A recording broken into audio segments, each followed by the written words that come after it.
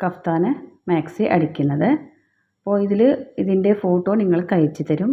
ഇതിൽ full length വരും, arm whole വരും, ചെസ്റ്റ് വരും, വേസ്റ്റ് ലെന്ത് വരും, വേസ്റ്റ് വരും. പിന്നെ നിങ്ങൾക്ക് നെക്കും നെക്കിൻ്റെ വീതിയും ഫ്രണ്ട് നെക്കും ബാക്ക് നെക്കുമാണ് ഇതിലേക്ക് അളവ്. പിന്നെ ബാക്കി അളവ് ഇതിലില്ല. ഈസി ആയിട്ട് ഒരു നൈറ്റി എങ്ങനെയാണ് മാർക്കിങ്ങും കട്ടിങ്ങും ചെയ്യുന്നതെന്ന് കാണിച്ചു തരാം.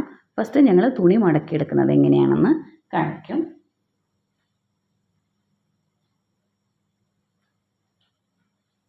ഇതിപ്പോൾ ഈ 3 മീറ്റർ തുണിയുണ്ട്.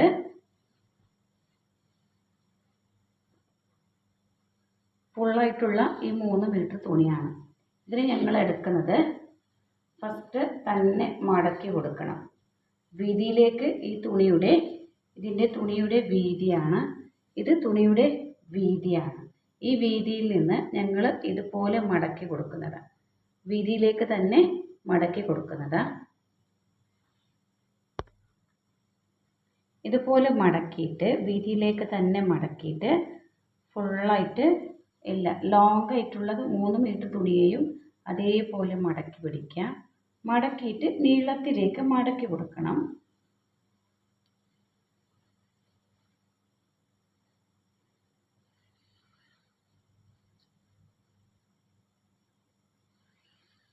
പിടിച്ച് മടക്കി കൊടുക്കാം.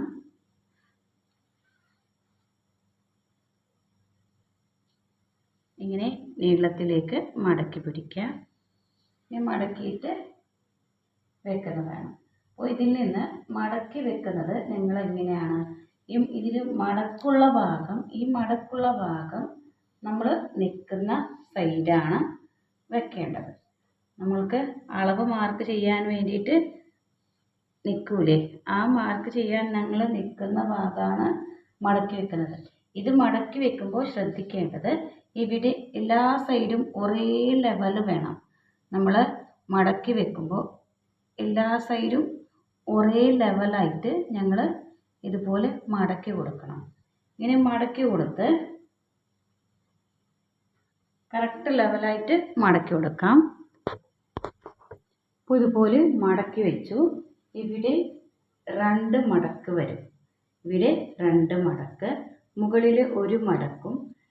ഈ സൈഡ് നമ്മൾ നിൽക്കുന്ന ഓപ്പോസിറ്റ് സൈഡ് 4 ഓപ്പണാണ് വരേണ്ടത്. കറക്റ്റായിട്ട് ഒരേ ലെവൽ പോലെ 4 സൈഡും ഒരേ ലെവൽ വേണം കേട്ടോ. ഒരു തുണിയും ചെറുതായിട്ട് വന്നാൽ നമ്മുടെ ഷേപ്പ് മാറിപ്പോവും. അതുകൊണ്ട് ഒരേ ലെവൽ മടക്കി കൊടുക്കാം.